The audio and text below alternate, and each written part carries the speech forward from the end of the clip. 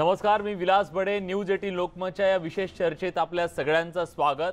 आज चर्चा पार्थ पवार यांनी घेतलेल्या आक्रमक भूमिकेची. मराठा आरक्षणाला स्थगिती मिळाल्याच्या नंतर राज्यातील मराठा समाजात असंतोष आहे, रोष आहे, तर तरुण तरुणींमध्ये प्रचंड अस्वस्थता आहे. याच अस्वस्थतेतून बीडमधल्या एका तरुणानं आत्महत्येसारखं टोकाचं पाऊल उचललं. मी मेल्यावर तरी राज्य केंद्र सरकारला मराठ्यांच्या मुलांची कीव येईल असं म्हणत विवेकनं सुसाइड नोट लिहिली आणि मृत्यूला कवटाळलं. सगळ्यांनाच विषण्ण करणाऱ्या या विवेकच्या आत्महत्येनंतर शरद पवार यांचे नातू आणि अजित पवारांचे पुत्र पार्थ पवार यांनी आक्रमक भूमिका घेतली आहे. मराठा आरक्षणासाठी सुप्रीम कोर्टाची पायरी चढण्याचा सुद्धा त्यांनी निर्णय घेतलाय. शिवाय राज्य सरकारलाही त्यांनी गंभीर होण्याचं आव्हान केलंय, फटकारलंय. त्यामुळे पार्थ पवार यांचा वार नेमका कुणावर आहे? पार्थ पवारांच्या या वक्तव्यातून, ट्विटमधून त्यांना नेमकं काय साधायचंय? पार्थच्या मनात नेमकं काय सुरू आहे? शरद पवारांनी कठोर शब्दात फटकारून सुद्धा पार्थ वारंवार चॅलेंज का करतायत? या सगळ्याचा उद्वेग जो आहे, चिंता आहे, ती एक तरुण म्हणून आहे की राजकीय स्पेस शोधण्याचा प्रयत्न आहे? अशा सगळ्या प्रश्नांची उत्तरं आज या चर्चेतून शोधण्याचा आपण करूयात आजच्या या खास कार्यक्रमात. पार्थचा वार कुणावर?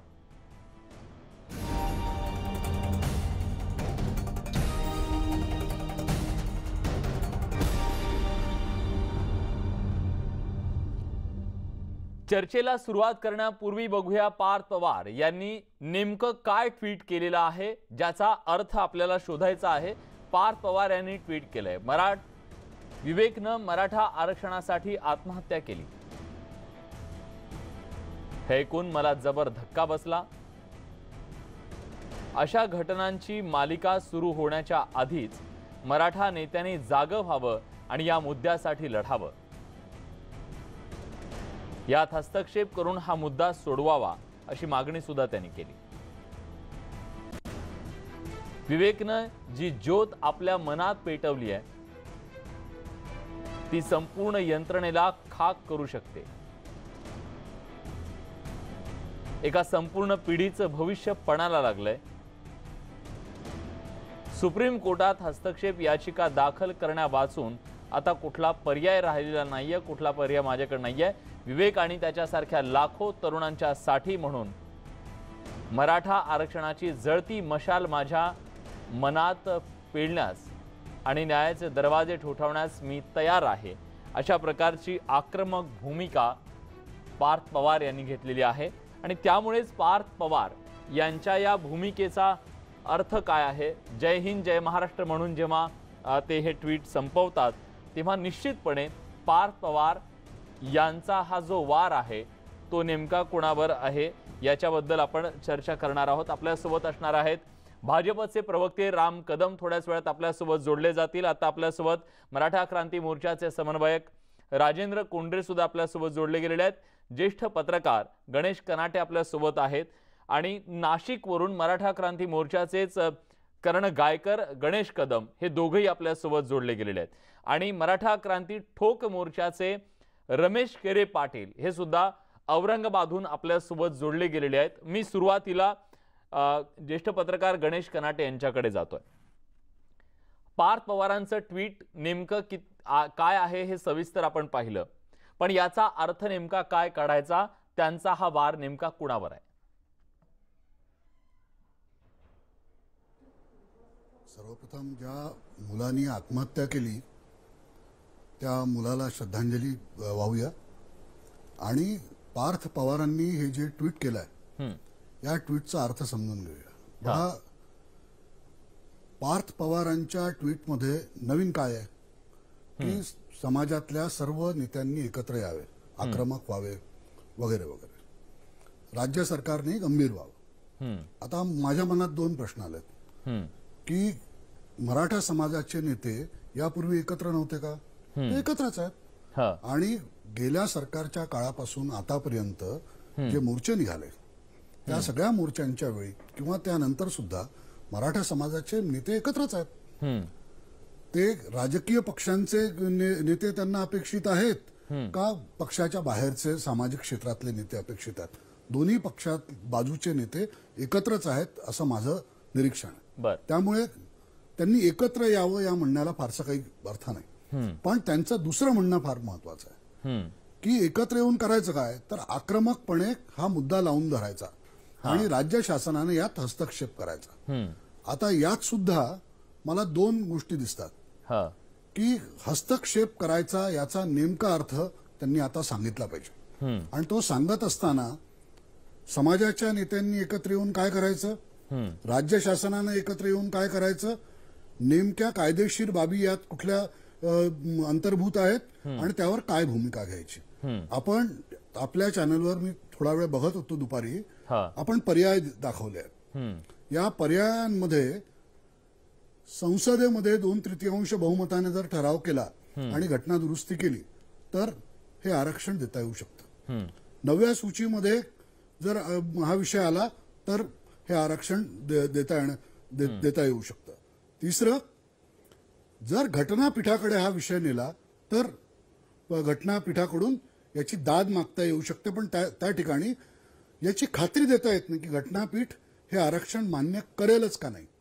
त्यामुळे हे जे 2-3 पर्याय आहेत, या 2-3 पर्यायांमधला फिजिबल पर्याय कुठला, करण्यासारखा पर्याय कुठला, तर माझ्यासारखा एक सामान्य पत्रकार ज्यानं 25-30 वर्ष काम केलं, विधानसभेचं रिपोर्टिंग केलं, संसदेचं काम पाहिलं, मला एक पर्याय असा दिसतो की विधानसभेचं आणि विधान परिषदेचं 1 दिवसाचं विशेष सत्र बोलवून, एकाही पक्षाचा याला विरोध नाही ना, शिवसेनेचा नाही, भाजपचा नाही, काँग्रेसचा नाही आणि राष्ट्रवादीचा नाही, सर्व पक्षांनी एका ओळीचा ठराव करावा की मराठा समाजाला आरक्षण इतके टक्के देण्यात यावं, असा ठराव ही विधानसभा आणि विधान परिषद करत आहे. आणि दुसरी ओळ त्यात अशी करावी की संसदेतल्या केंद्राच्या सत्तेतल्या पक्षानं जर हा ठराव आणला 2/3 बहुमतानं ही घटना दुरुस्ती करण्याचा, तर महाराष्ट्रातले सर्व पक्षांचे 48 खासदार हे या प्रस्तावाच्या बाजूनं मतदान करतील. असा ठराव आणण्यास भाजपलाही काही अडचण नाही, कारण आता भाजपही या मुद्द्याला समर्थन करतं. दोन्ही छत्रपती भाजपचे राज्यसभेचे खासदार आहेत. त्यामुळे त्यांनी जर घटना दुरुस्ती करून घेतली तर हा प्रश्न राजकीय दृष्ट्या सुद्धा अगदी कमीत कमी वेळात 28 राज्यातले वेगवेगळे समाज सुद्धा उभे राहू शकतात. त्यामुळे त्याच्याबद्दल किती हे आहे ते करणं शक्य आहे याच्याबद्दल चर्चा होईल. पण आता आपण जेव्हा पार्थ पवार यांच्याबद्दल बोलतोय तेव्हा मराठा संघटना याच्याकडे कसं पाहतायत हे पाहणं सुद्धा तितकंच महत्वाचं आहे. करण गायकर यांच्याकडे नाशिकला जातोय मी. करण गायकरजी, आता जी भूमिका मांडलेली आहे पार्थ पवार यांनी, पार्थ पवार यांच्या मनात काय आहे त्या भूमिकेकडे तुम्ही कसं पाहताय? तुम्हाला काय दिसतंय? यात आरक्षणाची चिंता दिसते की नेमकं काय दिसतंय? नाही, निश्चितपणे आपण जर बघितलं तर याच्या 4 वर्षापासून मराठा क्रांती मोर्चा आहे, सगळे राजकीय नेते एकत्र आलेले आहेत. आणि त्याचबरोबर मध्यंतरीच्या काळात जेव्हा निवडणुका संपल्या त्यावेळेस हे सगळे लोक बाजूला गेले. आणि अशा याच्यामध्ये पार्थ पवारांना आज कळवळा आला. याचा अर्थ असा आहे की त्यांनाही वाटतंय की पवार कुटुंबीय कुठंतरी मराठा आरक्षणात कमी पडतंय. पवार कुटुंबियांच्या माध्यमातून मराठा आरक्षणाला जेवढी ताकद दिली गेली पाहिजे, जेवढी मराठा समाजाच्या पाठीमागे उभं राहिलं गेलं पाहिजे, हे होताना पार्थ पवारांना दिसत नाहीये. आणि त्यांचे आजोबा कुठंतरी चुकलेत ही जाणीव पार्थ पवारांना झाल्यामुळं आज पार्थ पवारांना हे स्टेटमेंट केलेलं आहे. त्याच्या मागे दुसरी बाजू सुद्धा आपण चेक करून बघितली पाहिजे की दोन्ही छत्रपतींच्या पाठीमागे सकल मराठा समाज उभा राहत आहे. ते दोन्ही छत्रपती सातत्यानं मराठा आरक्षणाची बाजू भरभक्कमपणे लावून धरताना दिसत आहे. मग अशा वेळी पवार कुटुंबियावरून कुठं मराठा समाजाची वोट बँक बाजूला जाते का पवारांपासून, किंवा राष्ट्रवादी पक्षापासून ती बाजूला चालली आहे का? या सगळ्या गोष्टी या एका 4 शब्दामागे लपलेल्या आहेत. म्हणजे पवार साहेबांनीच नातवाला बोलायला लावला आहे का, हा एक प्रश्न आमच्या समोर आहे. कारण आतापर्यंत 4 वर्ष चकार शब्द न काढलेले पार्थ पवार आज बोलताय, याचा अर्थ नेमका काय? म्हणजे एक तर पवार स्वतः त्यांच्या कुटुंबाची मुस्कटदाबी करताय, त्यांना बोलू देत नाहीये, किंवा अजित पवारांना आता मंत्रिमंडळात कुठेही मराठा आरक्षणाच्या बाबतीमध्ये त्यांची भूमिका स्पष्ट आम्हाला दिसत नाहीये. मग हे कुठंतरी विसंगती असल्यामुळं एक तर आजोबा नातवाच्या तोंडातून वधवून घेताय किंवा वडील मुलाला प्रमोट करण्यासाठी स्वतः मुलाचं राजकीय भवितव्य घडवण्यासाठी मराठा आरक्षणाचा वापर करताय का? जर त्यांना यायचं होतं तर पार्थ पवारांनी स्वतः आंदोलनात उतरावं, त्यांनी आंदोलन करून दाखवावं. बर. किंवा अजित पवारांना वाटत असेल आणि शरद पवार साहेबांचं जे स्टेटमेंट आहे की दोन्ही छत्रपतींनी करून घ्यावं, यालाच आमचा आक्षेप आहे की पवार साहेब 50 वर्षापासून दिल्लीमध्ये आहे, अनेक वर्ष त्यांनी त्या ठिकाणची सत्ता भोगलेली आहेत, मोठमोठी मंत्रिपद त्यांच्याकडे होती. मग त्यावेळेस पवार साहेबांना वाटलं नाही का मराठा समाजाला आरक्षण देण्याची गरज आहे? मराठा समाज त्यावेळेस अण्णासाहेब पाटील असतील, अण्णासाहेब जावळे पाटील असतील, प्राध्यापक वडजे असतील, अनेक लोकांनी त्यावेळेस मराठा आरक्षणासाठी बलिदान दिलं. मग त्यावेळेस पवार साहेब सत्तेत होते ना. मग संभाजीराजे आणि उदयनराजेंना उपदेश करणाऱ्या पवार साहेबांना त्यावेळेस आठवलं नाही का मराठा समाजासाठी आपण काहीतरी केंद्रात केलं पाहिजे, काहीतरी घटना दुरुस्ती करून मराठा समाजाला आरक्षण दिलं पाहिजे? स्वर्गीय माजी मुख्यमंत्री विलासरावजी देशमुख साहेब ज्या वेळेस मराठा आरक्षणाचा विषय मांडत होते त्यावेळेस पवार साहेब त्याला कुठेही साथ देताना आपण बघितलेलं नाही. त्यांनी आर्थिक निकषावर आरक्षण मिळावं ही विलासराव देशमुखांची भूमिका होती. तुमचं असं म्हणणं आहे की शरद पवार यांनी आतापर्यंत भूमिका घेतलेली नाही असा तुमचा आरोप आहे. मी हाच मुद्दा घेऊन राजेंद्र कोंडे यांच्याकडे जातोय. राजेंद्र कोंडे जी मांडणी केली जाते आता नाशिकच्या आपल्या गायकरांनी मांडणी केली की शरद पवार आरक्षणाच्या भूमिकेमध्ये समोर येत नाहीयेत, ते मांडत नाहीयेत, म्हणून कुठंतरी आज पार्थ पवारांना बोलावं लागतंय. ते ज्या अर्थी म्हणतात की सरकारनं गंभीर व्हावं लागेल, याचा अर्थ त्यांना कुठेतरी सुचवायचंय का की हे सरकार गंभीर नाहीये? तर दोन भाग ह्याच्यामध्ये आहेत की पवार कुटुंबियांकडनं एखादी जर महत्वाच्या विषयावर कॉमेंट आली तर त्याचा अर्थ समजायला काही काळ जावा लागतो. आणि त्या दृष्टिकोनातनं मी ह्या प्रतिक्रियेकडे पाहतो की आता मराठा समाजामध्ये आरक्षणाची स्थगिती आल्यानंतर फार मोठ्या प्रमाणावर अस्वस्थता आहे. आता ह्या अस्वस्थतेला दोन्ही छत्रपती आहेत, वेगवेगळ्या संघटना त्यांच्या पद्धतीने आम्ही रस्त्यावर उतरून आंदोलन करतो या सगळ्या प्रक्रियेमध्ये. ह्या प्रक्रियेमध्ये राज्य सरकार कुठेतरी सोशल मीडियामध्ये बॅकफूटवर जाताना दिसतंय आणि सुप्रीम कोर्टातली सुनावणी लवकर लागायला तयार नाही. या पार्श्वभूमीवर पार्थ पवारांनी जे काही स्टेटमेंट केलं की मी सर्वोच्च न्यायालयात जायला तयार आहे. आता सर्वोच्च न्यायालयामध्ये पार्थ पवार जाऊन प्रश्न सुटणार आहे का विनोद पाटील जाऊन सुटणार आहे का कोंढरे जाऊन त्यांना सुटणार नाही? हा प्रश्न सोडवायचा असेल तर त्याची जबाबदारी राज्य सरकारची. पार्थ पवारांनी त्यांच्या वडिलांना आग्रह धरला पाहिजे की तुम्ही या बाबतीमध्ये सर्वोच्च न्यायालयातली सुनावणी लवकर लावून स्थगिती उठवण्याचा प्रयत्न करावा. ही आमची पहिली प्रायोरिटी. आणि ह्या प्रायोरिटीकडे पाहताना राजकीय क्रिया आणि प्रतिक्रिया ह्या वेगळ्या आहेत आणि ह्या विषयाचं राजकारण होऊन मूळ प्रश्न बाजूला पडू नये ही आमची प्रामाणिकपणे इच्छा आहे. त्यामुळे पार्थ पवारांना आव्हान आहे, तुम्ही आज निश्चित भूमिका मांडली, त्या विद्यार्थ्याच्या बाबतीमध्ये संवेदना व्यक्त केली, चांगली गोष्ट आहे, कारण राजकारण्यांनी संवेदनशील असलंच पाहिजे. परंतु घटना दुरुस्ती, वेगवेगळे ईडब्ल्यूएचचे मार्ग हे फक्त मराठा समाजाला का सांगता? ही सगळ्यांची जबाबदारी आहे. आणि अजून एक मुद्दा पार्थ पवारांना सांगतो मी या ठिकाणी, 156 आमदारांना मराठा समाजाचं बिल आरक्षणाचं ज्यावेळेस आलं त्यावेळेस 156 आमदारला आज जे काय ह्याच्यातले अर्थ विदर्थ काढतायत ना सगळे लोक, तुम्हाला 156 आमदारांना निवेदन दिले, सर्व पक्षीय आमदारांना दिलं, त्यावेळेस तुम्ही विधानसभेत काहीच बोलत नाही. आणि मग हे आता पद्धतीने जे सांगतायत हे सर्वस्वी चुकीचं आहे. त्यामुळं या माझा एक उपप्रश्न आहे राजेंद्रजी, माझा एक उपप्रश्न आहे. जर पार्थ पवार यांना विचारलं जात नसेल, त्यांच्या आजोबांनीच त्यांना सांगितलं की कवडीची किंमत त्यांच्या मताला नाहीये, मग ते पक्षाच्या पातळीवर जाऊन आपली ही भूमिका मांडू शकत नाहीत म्हणून अशी जाहीर भूमिका मांडतायत का? हा एक प्रश्न आहे.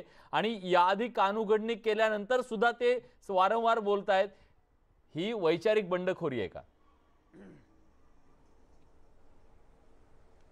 नाही, बघा आता तो त्यांच्या कुटुंबातला प्रश्न आहे. त्यांच्या कुटुंबामध्ये जर अशा प्रकारचं चित्र होत असेल तर ते जोडलं जावं अशा प्रकारची भूमिका आहे. तोडलं जावं ही भूमिका आमची कधीच नाहीये, पहिली गोष्ट. आणि त्याचे जे अर्थ वेगळे वेगळे काढले जाते, मी ह्याच्याकडे फक्त एवढ्याच लिमिटेड स्कोप मध्ये पाहतोय की आज प्रश्न बीडमध्ये आत्महत्या झाल्यानंतर जो उफाळून आला त्याच्यावर ट्विट करून पार्थ पवारांनी उत्तर दिलंय, परंतु परिस्थिती तयार होऊ नये यासाठी अगोदर जेवढे जेवढे प्रश्न राज्यामध्ये मराठा समाजाचे झालेत त्यावेळेस जर प्रश्न उचलला असता आणि त्यावेळेस जर त्यांनी त्याच्यात सहभाग नोंदवला असता तर अधिक आम्हाला समाधान वाटलं असतं. नक्कीच. तेव्हा टायमिंगवर तुम्ही बोट ठेवताय, हे टायमिंग नेमकं कशासाठी याची चर्चा आपण करूया. एक छोटासा ब्रेक घेतोय. ब्रेक नंतर आणखी काही पाहुण्यांकडे जायचंय आणि ते या सगळ्या भूमिकेकडे नेमकं कसं पाहतात हे त्यांना विचारणं आणि जाणून घेणं खूप गरजेचं आहे. छोटासा ब्रेक, लगेच परत येतोय. कुठे जाऊ नका, पहा फक्त न्यूज 18 लोकमत.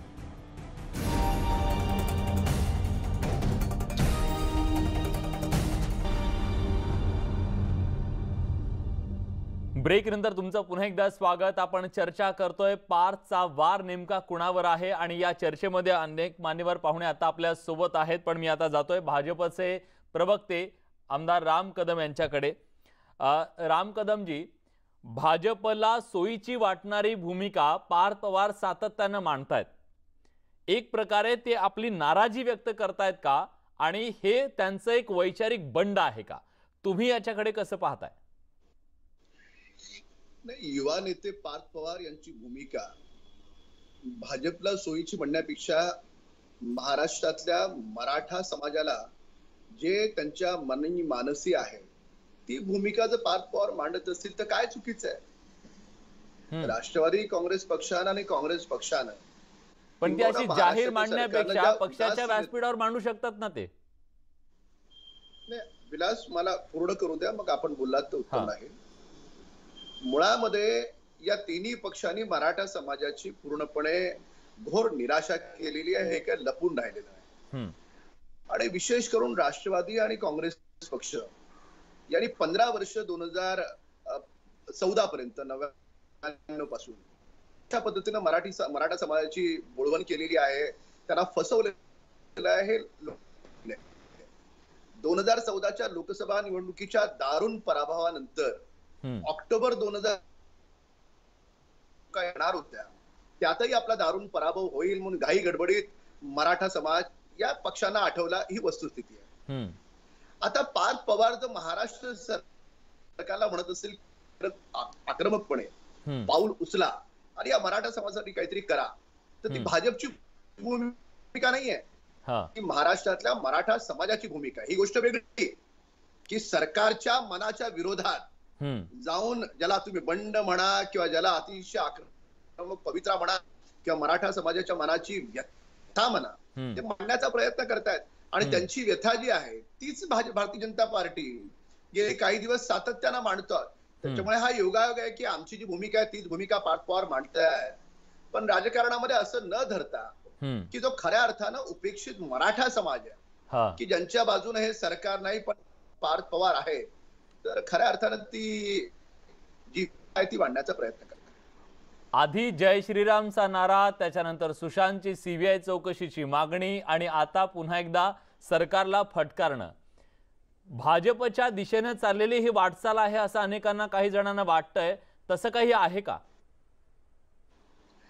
नाही, मुळामध्ये जय श्रीराम हे माणसाच्या हृदयामध्ये असलं पाहिजे. त्याला काही राजकीय पक्षाशी जोडण्याचं कारण नाही.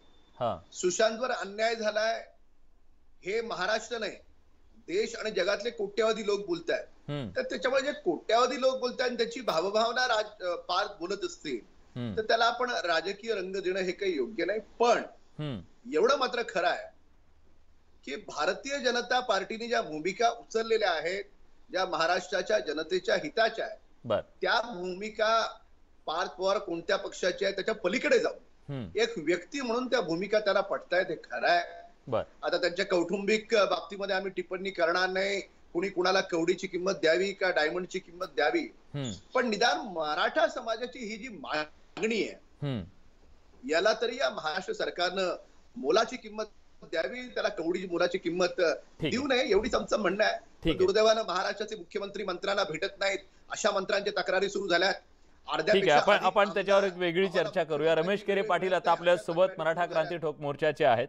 रमेश केरे पाटील, तुम्ही बीड मधल्या ज्या तरुणानं विवेकनं आत्महत्येसारखं टोकाचं पाऊल उचललं, खरं तर हे अत्यंत दुर्दैवी आहे. पण एका तरुणाची आत्महत्या झाल्याच्या नंतर एक तरुण म्हणून व्यक्त केलेली ती भावना आहे असं तुम्हाला वाटतं? आता जी व्यक्त केलेली त्यांनी ट्विटरवरूनची भावना आहे ती एक तरुण आहे आणि आपल्यासारखा एक तरुण आत्महत्येसारखं टोकाचं पाऊल उचलतोय, त्या अस्वस्थतेतून केलेलं हे ट्विट आहे की केवळ त्याच्या मागे राजकीय अर्थ आहे? तुम्ही याच्याकडे कसं पाहता? सर्वात प्रथम जे पार्थ पवार यांनी आज जे ट्विटच्या माध्यमातून जे ट्विट केलं, कमीत कमी जे पवार साहेबांनी, जे शरद पवार साहेबांनी आतापर्यंत जे मराठा समाजाची आजपर्यंत जी बाजूने मांडली, कमीत कमी पार्थ पवार साहेबांनी या ठिकाणी थोडं का होईना पुढाकार घेऊन समाजाची या ठिकाणी बाजू मांडली, त्याबद्दल सगळ्यात पहिले मी या ठिकाणी पार्थ पवार साहेबांचं या ठिकाणी अभिनंदन करतो. दुसरा विषय, जे आमच्या विवेकने काल जी आत्महत्या केली आणि आत्महत्या केल्यानंतर त्याचे पडसाद हळूहळू जेव्हा महाराष्ट्रात पडायला लागले आणि त्याचाच एक भाग म्हणून आज सकाळीच 5 वाजता मला पोलिसांनी नजर कैदेमध्ये या ठिकाणी ठेवलं. सगळ्यात पहिले या सरकारचा या ठिकाणी मी निषेध करतो.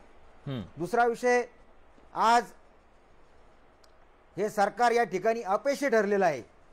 सर्वोच्च न्यायालयामध्ये मराठा आरक्षणाची बाजू मांडताना या ठिकाणी हे सरकार अपयशी ठरलेलं आहे आणि यांचं अपयश लपवण्यासाठी हे सरकार आज मराठा समाजाच्या हितासाठी आज कोणताही निर्णय या ठिकाणी घेताना या ठिकाणी आम्हाला दिसत नाहीये. त्यामुळं येणाऱ्या काळामध्ये मी सकाळीच आपल्या IBN लोकमत चॅनलच्या माध्यमातून सांगितलं, मग ते शिवसेना असेल, राष्ट्रवादी असेल, काँग्रेस असेल किंवा भाजप असेल, या पक्षाचे आमदार, खासदार, मंत्री, मराठा बांधवांना आज मी आपल्या माध्यमातून विनंती करतो की टोकाचं पाऊल या ठिकाणी, आत्महत्येसारखं टोकाचं पाऊल आपण या ठिकाणी उचलू नका. खरंय, या आमदार खासदारांना ठोका, यांना महाराष्ट्रामध्ये कुठे फिरून नका देऊ, कारण आपल्या मताच्या जीवावरती हे या ठिकाणी निवडून आलेले आहेत. यांचं काम आहे मराठा समाजाची बाजू मांडणं. एकही आमदार, एकही खासदार आज मराठा समाजाची बाजू या ठिकाणी मांडताना दिसत नाहीये. तुम्हाला सांगू इच्छितो मी की आम्ही पुकारलं होतं या महाराष्ट्रामध्ये आमदारा खासदाराच्या घरासमोर आंदोलन या ठिकाणी मराठा क्रांती ठोक मोर्चाच्या वतीनं आपण बघताय गेल्या कित्येक दिवसापासून हे आंदोलन सुरू आहे. आणि आज बऱ्याचशा महाराष्ट्रातल्या सगळ्या समन्वयकांसंग माझं बोलणं झालेलं आहे. लवकरच आई तुझा भवानीचा आशीर्वाद घेऊन 9 तारखेला आम्ही पुन्हा या सरकारच्या विरोधात एक मोठा एल्गार तुळजापूर या ठिकाणून सुरू करणार आहोत.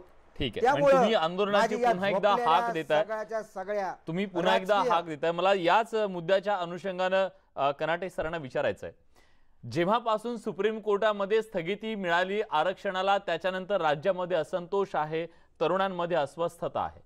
या अस्वस्थतेला आज जर एक प्रकारे वाचा फोडली असेल पार्थ पवार यांनी आपल्या ट्विटच्या माध्यमातून आणि सरकारवर प्रश्न उपस्थित केला असेल की तुम्ही अधिक गंभीर होणं गरजेचं आहे, तर अशा वेळी त्यांच्या कुटुंबातलं सरकार या महाराष्ट्रात आहे, मग राष्ट्रवादी काँग्रेसची गोची झाली आहे का किंवा त्यांना खिंडीत पकडलंय का त्यांनी या ट्विटच्या माध्यमातून?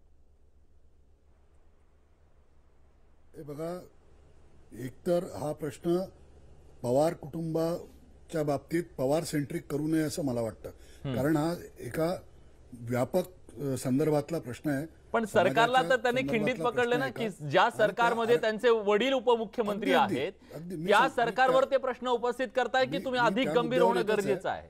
त्याचा मतितार्थ काय की ते गंभीर नाहीयेत? अगदी मी तेच म्हणतोय, मी सुरुवातीलाच म्हणालो की सरकार गंभीर नाही असा आरोप जर असेल तर तो आरोप स्पेसिफाय केला पाहिजे की गंभीर व्हायचं म्हणजे नेमकं काय करायचं. जर याआधी 156 आमदार आहेत मराठा समाजाचे, तर या विधानसभेनं एकमतानं ठराव पुन्हा करून संसदेकडे पाठवणे हा एक मार्ग आहे. करणार का? अगदी पॉइंटेड प्रश्न विचारले पाहिजे. सुप्रीम कोर्टामध्ये मॅटर आहे. मराठा समाजाच्या सर्व नेत्यांनी सरकारला सुचवायची गरज आहे का की हा अमुक एक वकील तुम्ही करा, हरीश साळवेंना तुम्ही नेमा किंवा मुकुल रोहतगी यांना नेमा आणि हा प्रश्न सर्वोच्च न्यायालयापर्यंत न्या. घटनापीठाकडे न्यायचं असेल तर 5 मोठे वकील तुम्ही हे करा. पवार कुटुंबामध्ये काय चालू आहे या अंतर्गत कौटुंबिक राजकारणाचा नाही सर, या व्यापक पवार कुटुंब सेंट्रिक नाही. मुद्दा हा आहे की पार्थ पवार हे राष्ट्रवादी काँग्रेसचे उमेदवार होते लोकसभा निवडणुकीमध्ये, त्यांनी खासदारकीची निवडणूक लढवलेली आहे. दुसरं, ते शरद पवार यांचे नातू आहेत, अजित पवार यांचे पुत्र आहेत. आज त्यांच्या पक्षाचं सरकार महाराष्ट्रामध्ये आहे, अशा वेळी ते सरकारला जर सांगत असतील तुम्ही अधिक गंभीर व्हा, तर याचा अर्थ काय आहे? ते सरकार गंभीर नाही असं म्हणायचं की मग त्यांची नाराजी आहे ते लपवू शकत नाहीयेत, ती नाराजी व्यक्त करतायत असं म्हणायचं? काय नेमकं म्हणायचं? हे बघा, याला विलास, याला दोन बाजू आहेत की एक अजित पवार आणि पार्थ पवार यांची कुटुंबामध्ये गोची होत आहे का किंवा पक्षात गोची होत आहे का, हा एक त्याचा भाग झाला. याला किती स्ट्रेस द्यायचा हे आपण ठरवलं पाहिजे.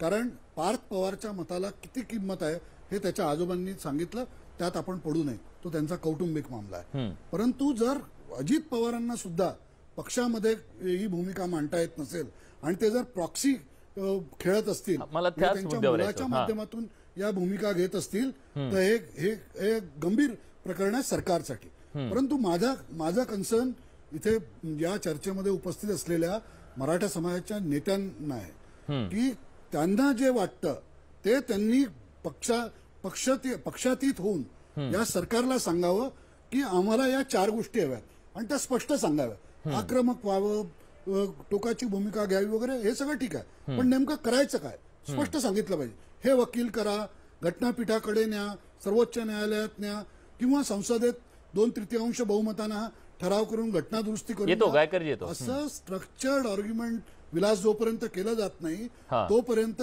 हा मुद्दा असा गोल गोल फिरत राहील.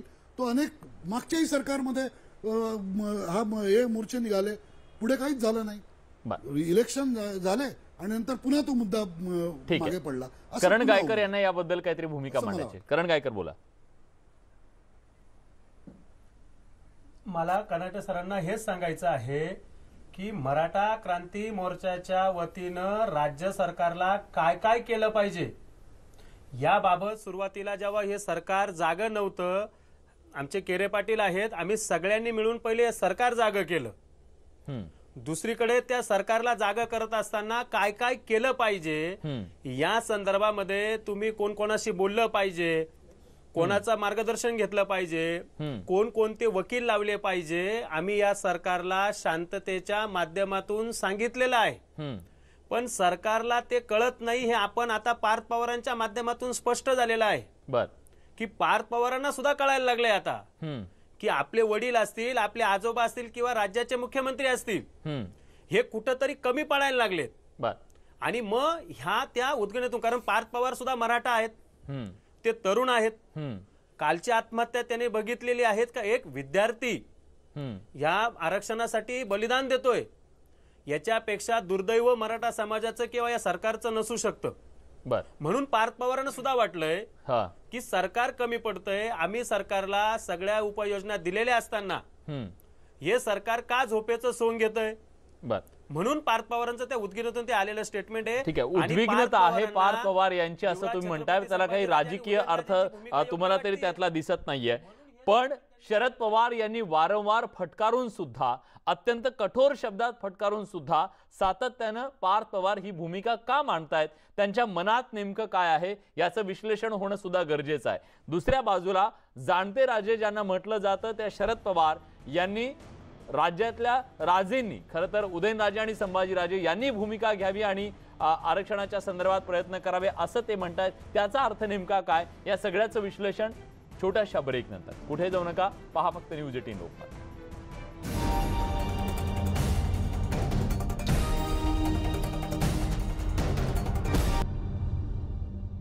ब्रेक नंतर तुमचं पुन्हा एकदा स्वागत. पार्थ पवार यांचा वार कुणावर याची आपण चर्चा करतो. आपल्यासोबत मान्यवर पाहुणे आहेत. मी आता नाशिकला जातोय, आपल्यासोबत गणेश कदम आहेत. गणेश कदमजी, काही दिवसापूर्वी म्हणजे या आठवड्यातच 2 महत्त्वाच्या वक्तव्य आली. एका बाजूला शरद पवार यांनी असं म्हटलं की 2 राजे सध्या भाजपमध्ये आहेत आणि सरकार भाजपचं आहे, त्यामुळे त्यांनी त्याच्यासाठी प्रयत्न करावा, म्हणून त्यांनी एक प्रकारे भाजपकडे आणि राजेंकडे बोट दाखवण्याचा प्रयत्न केला. त्याला राजेंनी सुद्धा अप्रत्यक्षरित्या उत्तर दिलं की 50 वर्षात फक्त आम्हीच प्रश्न विचारला. आता एका बाजूला जेव्हा शरद पवार राजेंकडे बोट दाखवतायत तेव्हा त्यांच्याच नातवानं आता त्यांच्याकडे बोट दाखवलंय का? एक लक्षात घेतलं पाहिजे, आजोबाचा नातूवर किती जीव असतो हे मी सांगण्याची गरज नाही. आणि त्यामुळे आजोबाने म्हणजे शरद पवार साहेबांनी ती माघार घेऊन पार्थ पवारांना मावळमधून तिकीट आणून दिलं आणि एक लक्षात घेण्यासाठी माघार घेऊन त्यांना सक्षम ठरवलं. आणि आज तेच पार्थ पवार ज्या वेळेस पराभूत होता त्यांची कोणी दखल घेत नाही, मीडिया त्यांच्याकडे ढुंकूनही पाहत नाही. अशा वेळेस आज जे स्टेटमेंट आलं की मराठा आरक्षणासाठी राजकीय पुढाऱ्यांनी पुढे येणं गरजेचं आहे, हे स्टेटमेंट म्हणजे एक प्रकारचं शरद पवारांनी त्यांना पुढे येण्यासाठीचं केलेलं नाही. याचं कारण आहे, दोन छत्रपती म्हणजे छत्रपती संभाजीराजा असतील किंवा छत्रपती उदयनराजा असतील, यांच्या पाठीमागे मराठा समाज एकवटण्याची दाट शक्यता निर्माण झाली आहे. सर्व राजकीय संघटना, सर्व ज्या आमच्या काही संघटना आहेत त्या सर्व छत्रपतींच्या मागे गेले आहेत. आणि त्याच्यामुळेच कुठेतरी असं वाटतंय की शरद पवारांना धक्का बसतो की काय, की कारण त्यांचं 3 तिघाडां काम बिघाडायचं सरकार आहे. या सरकारला एक प्रकारचा चेकमेट बसलेला आहे. भविष्यातली मराठा क्रांती मोर्चाचे आंदोलन जे आहेत समाजाची ती फार मोठ्या प्रमाणात राहणार आहेत आणि ते शरद पवारांना कळलेले आहेत. आणि म्हणूनच मला असं वाटतं कुठेतरी पार्थ पवारांना पुढे करून 2 रायांचं महत्त्व कमी करण्याचा प्रयत्न हा नाही ना.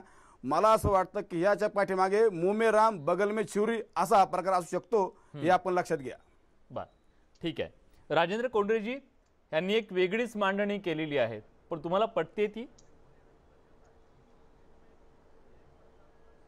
मी मगाशीच तुम्हाला सांगितलं की पवार कुटुंबियांची जी वक्तव्य येतात त्याचा अर्थ कळायला काही काळ जावा लागतो.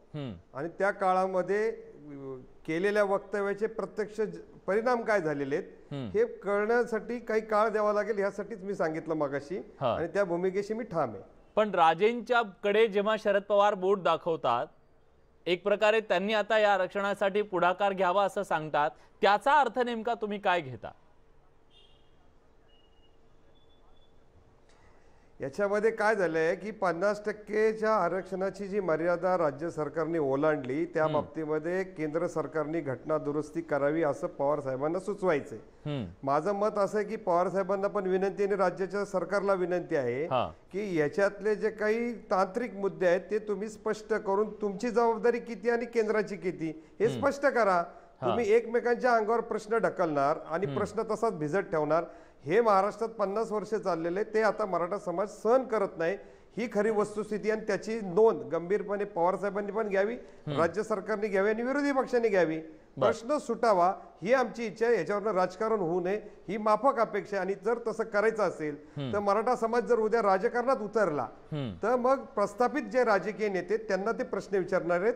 आणि हा प्रश्न प्रकाश आंबेडकरांनी तो उपस्थित केलाय की विस्थापित जो मराठा समाज आहे त्याचे जे गंभीर प्रश्न आहेत ते प्रस्थापित मराठा नेते गांभीर्याने घेत नाही. ही लिंक एकदा जर डेव्हलप झाली तर मग प्रस्थापित राजकारणाला त्याचा धक्का बसू शकतो.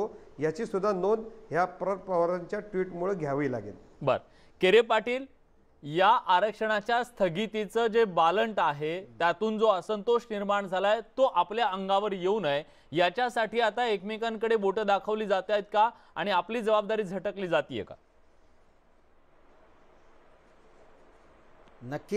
नक्कीच हे आपले एकमेकांकडे बोटं दाखवून आरोप झटकत आहे. मी काल आपल्याला एक सांगू इच्छितो, खरं मी या ठिकाणी ओबीसी समाजाच्या नेत्यांचं खरं या ठिकाणी अभिनंदन करतो. काल बघा वडेट्टीवार साहेबांनी काल आव्हान केलं आणि त्यांच्या आव्हानाला सगळ्या ओबीसी नेत्यांनी या ठिकाणी पाठिंबा दर्शवला. जर ओबीसी समाजाचे नेते जर ओबीसी समाजाच्या मागण्या न्याय हक्कासाठी जर एकत्र येत असेल तर मराठा समाजाचे पुढारी आमदार खासदार मंत्री काय झोपले काय? यांना काय मराठा समाजाच्या मागण्या संदर्भात आवाज का बरं उठवत नाही? का बरं हे आमच्या न्याय हक्कासाठी भांडत नाही?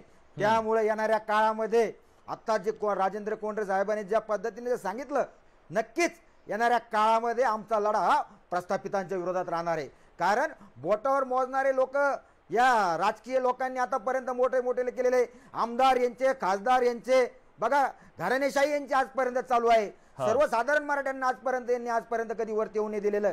त्यामुळे नक्कीच येणाऱ्या काळामध्ये या प्रस्थापितांना संपवण्याचं काम पण हा सर्वसाधारण मराठा येणाऱ्या काळामध्ये नक्कीच करणार आहे.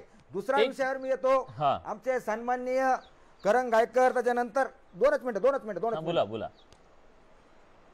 या सर्व बांधवांनी नाशिक या ठिकाणी जे बैठक घेतली आणि त्या बैठकीमध्ये युवराज संभाजी महाराज त्या ठिकाणी स्वतः त्या ठिकाणी आले.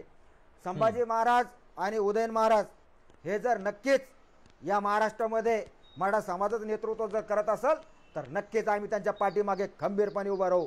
पण तत्पूर्वी माझी मराठा समाजाच्या वतीनं आणि एक समाजाच्या नात्यानं माझी एक कळकळीची विनंती आहे का आपण पहिले सगळ्यात पहिले खासदारकीचा राजीनामा द्यावा. कारण उद्या म्हणाला का उद्या तुम्ही नेतृत्व करावं, तुम्ही पुढाकार घ्यावा. त्याचं कारण असं आहे का दोन्ही राजांकडे आज मराठा समाजात फार मोठ्या अपेक्षेनं बघतोय. कारण संभाजी महाराज असेल, उदयन महाराज असेल, यांना मानणारा या महाराष्ट्रातला सर्वसाधारण मराठा समाज आज त्यांच्या पाठीमागे खंबीरपणे उभा आहे आणि एक आशेनं त्यांच्याकडे बघतोय. त्यामुळे माझी या दोन्ही राजांना विनंती आहे का तुमच्याकडे सगळ्यात मोठी पदवी ही राजे पदवी आहे. अरे सोडा या खासदारक्या, सोडा हे आज समाजासाठी, आज समाजाला तुमची गरज आहे. त्यामुळे माझी तुमची कळकळीची विनंती आहे की तुम्ही या ठिकाणी राजीनामा देऊन नक्की या ठिकाणी पुढाकार घ्यावा आणि नेतृत्व करावं, एवढीच अपेक्षा मी आज या दोन्ही राज्यात. ठीक आहे, मला हा मुद्दा घेऊन भाजपकडे जायचंय. राम कदम आता आपल्या सोबत आहेत. राम कदमजी, जो मुद्दा मांडला जातोय की आता शरद पवारांनी सुद्धा त्याच्याबद्दलचं भाष्य केलं की राजे हे सध्या दोन्हीही राजे, एक राष्ट्रपतींनी नियुक्त केलेले राजे संभाजीराजे छत्रपती आणि उदयनराजे भोसले हे राज्यसभेवर तुम्ही पाठवलेले आहेत. त्यांचं असं म्हणणं आहे की केंद्रात तुमचं सरकार आहे, केंद्राने याच्या सगळ्यात आता हस्तक्षेप करावा, या दोन्ही राजांनी त्याच्यासाठी प्रयत्न करावा. एक प्रकारे हा चेंडू आता तुमच्या कोर्टात टाकलाय का? तुमचं त्याच्याबद्दलचं नेमकं म्हणणं काय? दस्तूर खुद्द पवार साहेबांचं हे वक्तव्य हे महाराष्ट्र सरकारनं स्वतःचे हात झटकण्यासारखं. कारण भारतीय जनता पार्टीनं प्रामाणिकपणे 5 वर्षाच्या सत्तेच्या कालखंडामध्ये आदरणीय देवेंद्र फडणवीस साहेबांनी रात्रंदिवस, चंद्रकांत दादा असतील, आमचे सर्वच नेते असतील, जे गेल्या स्वातंत्र्य प्राप्तीनंतर जी मराठा समाजाची मागणी होती ती पहिल्यांदा खऱ्या अर्थानं प्रामाणिकपणे त्या मागणीला न्याय देण्याचं काम भाजपच्या सरकारने केलं हे आपण पाहिलंय. आणि मागच्या ह्या 9-10 महिन्यापासून हे जे 3 पक्षाचं सरकार आहे यांनी मराठा समाजाची घोर निराशा केली, प्रचंड उदासीनता आहे. आता देखील भांडतात कोण आहे? भांडतात आता भाजपचे 2 खासदार भांडतायत, भाजपचे नेते भांडतायत, भाजप पक्ष भांडतोय, मराठा समाजात भांडतोय. पण सत्तेतलं हे सरकार मात्र दुसऱ्याकडे बोट दाखवतं. यांनी ज्या वेळेस सुप्रीम कोर्टात केस सुरू होती, मराठा समाजाचे राजे म्हणून मानताय. नाही, एक मिनिट साहेब, मी आणि आपण एकच बोलतो आहोत. ज्यावेळेस सुप्रीम कोर्टात केस होती, मी देखील मराठा आहे, माझा प्रामाणिक प्रश्न या सरकारला एवढाच आहे, का तुम्ही महाधिवक्त्यांची बैठक का नाही घेतली? का नाही त्यावेळेस तुम्ही वेगवेगळ्या वकिलांची बैठक घेतली? त्यावेळेस तुम्ही एअर कंडिशन बंगल्यामध्ये स्वतःला क्वारंटाईन करून होतात, मंत्र्यांना भेटत नव्हतात, आमदारांना भेटत नव्हतात, कुणाला भेटत होतात? जर त्यावेळेस जर तुम्ही जो निष्काळजीपणा केला नसतात तर आज आमच्या मराठा समाजाच्या मुलांनी जी आत्महत्या केली आहे ती टळली असती. राम कदमजी, मुद्दा हा आहे ना, हा मुद्दा पण आहे, त्याच्याबद्दल पण बोलावं लागेल. जर राजे आज या सगळ्या नेतृत्व करायला तयार असतील आणि राजे जर पंतप्रधानांची वेळ मागतात आणि त्यांना वेळ मिळत नसेल तर मग राजेंनी तरी नेमकं काय करायचं, कुणाकडे दाद मागायची? तुम्ही म्हणताय आम्ही सगळे त्याच्या सोबत आहोत म्हणून. विलास, एक लक्षात घ्या की या मराठा समाजाच्या बाबतीमध्ये भारतीय जनता पार्टीचे नेते आणि आमचं जेव्हा सरकार होतं तेव्हा प्रामाणिकपणे प्रयत्न झाला, आजही प्रयत्न होणार आणि निश्चितपणे होणार. आता हा संपूर्ण प्रश्न जो आहे हा न्यायालयाच्या अधीन आहे.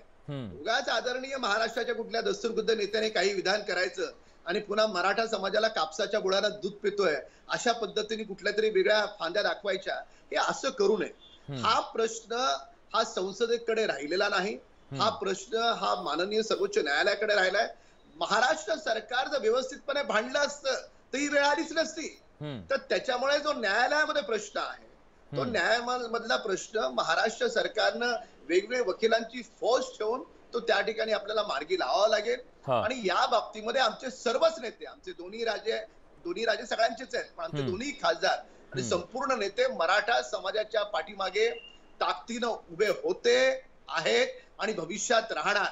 आणि हे जे सत्तेत जे पक्ष आहेत यांनी कशा पद्धतीनं मराठा समाजाला मूर्ख बनवण्याचं काम केलं. जेव्हा 15 वर्ष सत्ता होती, का नाही तुम्हाला मराठा समाज आठवला?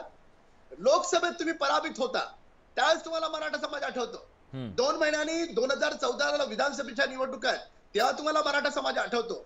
एवढा मराठा समाज मूर्ख नाही.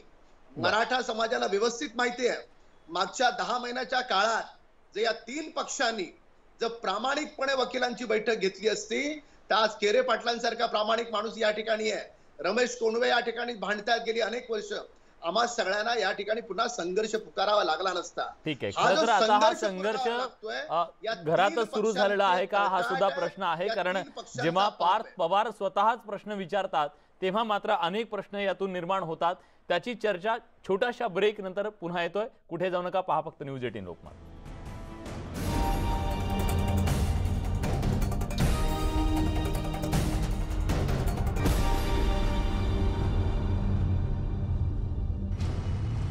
मराठा आरक्षण केवळ भाजपची जबाबदारी आहे का?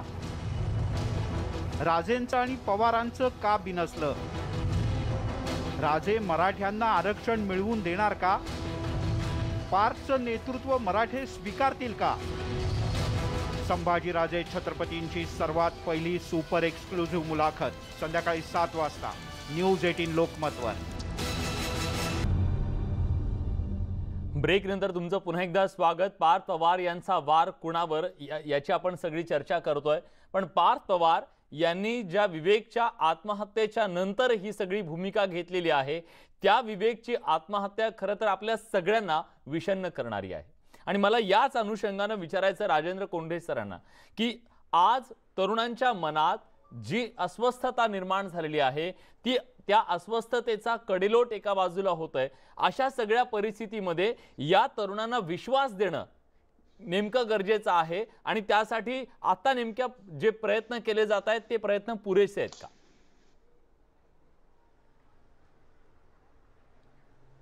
एक तर पहिली गोष्ट, आरक्षण मिळाल्यामुळे सगळ्या मराठा समाजाची तरुणांची प्रगती होईल अशा प्रकारची अंधश्रद्धा मी अजिबात पसरवणार नाही. ते आमच्या प्रगतीच्या टप्प्यातली एक संधी आरक्षण. परंतु ज्या मराठवाड्यामध्ये ह्या विद्यार्थ्यांनी आत्महत्या केली आणि सर्वाधिक आत्महत्या मराठा तरुणांच्या मराठवाड्यात झाल्या, त्या मराठवाड्यामध्ये 46% पॉप्युलेशन मराठा समाजाचं आहे आणि मराठा समाज पूर्णपणे आणि विशेषतः कोणत्याही प्रकारच्या पायाभूत सुविधा मराठवाड्यामध्ये नसल्यामुळं मोठ्या प्रमाणावर मागासले पण हे मराठा समाजाचं मराठवाड्यात आहे.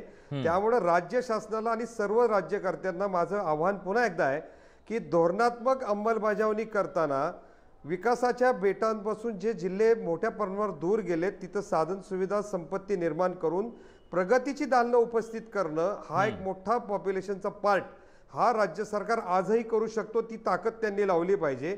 आरक्षणाची लढाई ही कायद्याची आहे, न्यायालयाची, ती लढत राहू, परंतु त्याच्या माध्यमातून सगळ्या समाजाचे प्रश्न सुटणार का? अजिबात नाही. त्यामुळे बाकीच्या संधीसाठी आम्ही सारथी सारखी संस्था तयार केली, अण्णासाहेब पाटील सारखं एक साधन संपत्तीचं दालन तयार केलं. ह्या सगळ्या गोष्टीचे हातपाय जे बांधले जातात त्याबद्दल पण आमच्यावर चीड आहे आणि त्यामुळं सर्वसमावेशक विकासासाठी धोरणांची अंमलबजावणी ग्राउंड लेवलपर्यंत पोहोचवणं हे सुद्धा एक आंदोलनाचं आमचं पुढची दिशा असेल. करण गायकरजी, तुमच्याकडे येतो. या मुलांच्या मनातली अस्वस्थता दूर करण्यासाठी काय करणं गरजेचं आहे जेणेकरून पुन्हा या राज्यात दुसऱ्या विवेकला फास अडकावावा लागणार नाही?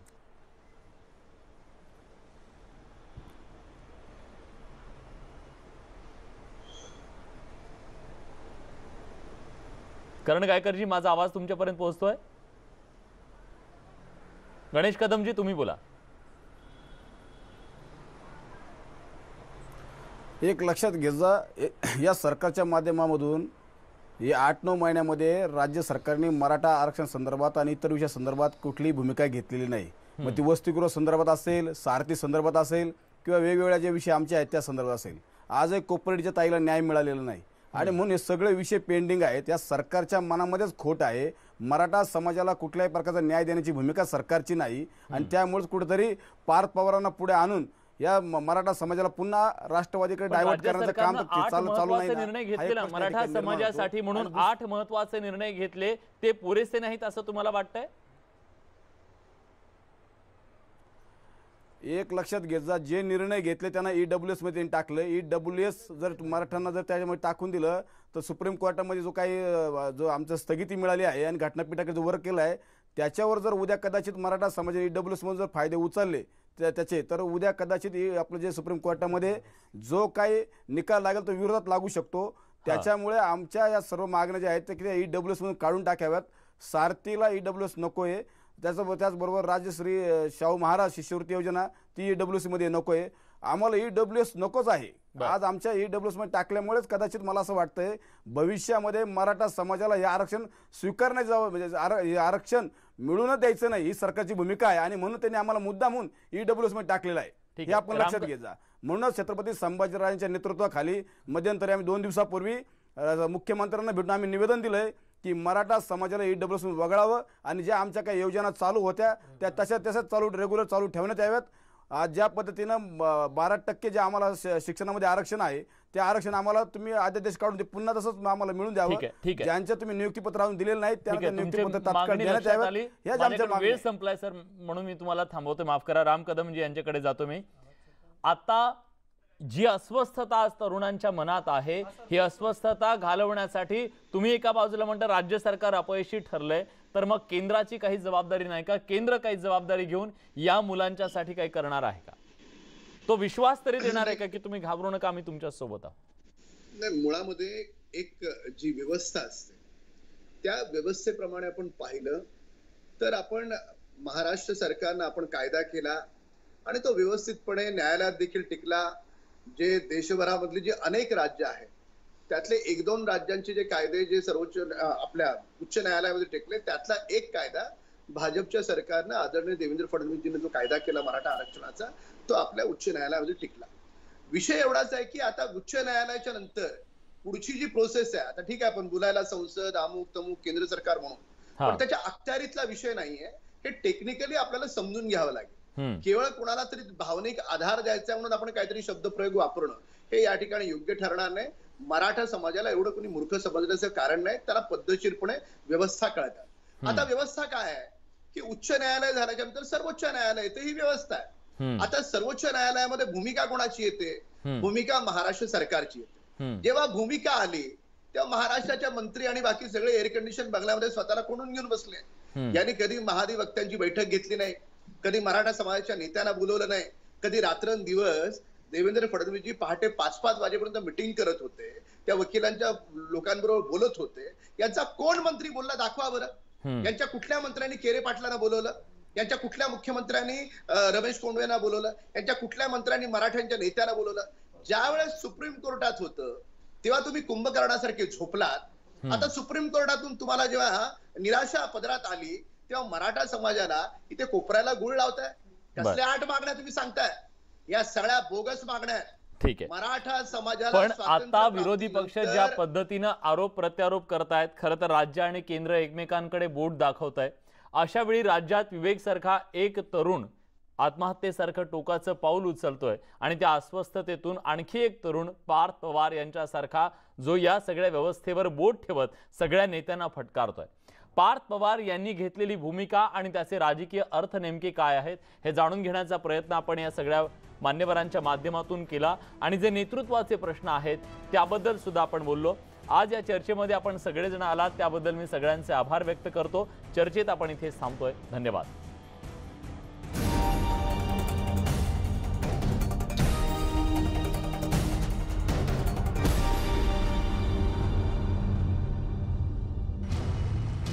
मराठा आरक्षण केवळ भाजपची जबाबदारी आहे का? राजेंचं आणि पवारांचं का बिनसलं? राजे मराठ्यांना आरक्षण मिळवून देणार का? पार्थचं नेतृत्व मराठे स्वीकारतील का? संभाजीराजे छत्रपतींची सर्वात पहिली सुपर एक्सक्लुझिव्ह मुलाखत संध्याकाळी 7 वाजता न्यूज 18 लोकमतवर.